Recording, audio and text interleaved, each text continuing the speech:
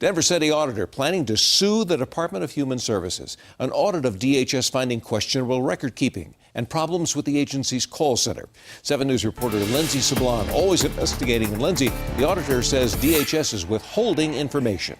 And Mike, Human Services says they cannot legally hand those documents over to the auditor's office. However, in the audit report, it cites several counties, including Adams County, where they did just that. Now all of this just fuel to the fire after last week, Call 7 investigators uncovered 2 possible calls of reported child abuse that went ignored. All those in favor of the motion say aye. The Denver City Auditor is fed up with Human Services' lack of transparency.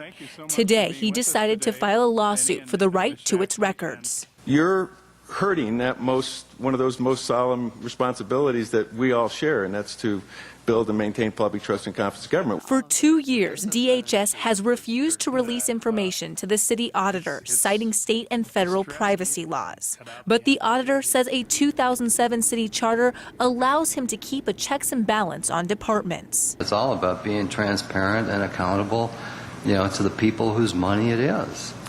Yeah, it also is more complicated than that. Today, the discussion got heated. DHS is already under scrutiny for a case last week. These pictures showed the conditions a 2, 4, 5, and 6-year-old were living in for possibly years. The children weren't potty trained and didn't know how to speak.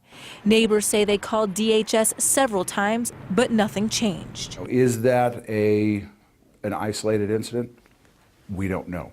And based on the control of the records, we don't believe that anybody else knows if it's an isolated incident. It all comes back to public policy and the privacy of the people that turn into looking like big organizations trying to keep things private for their own means.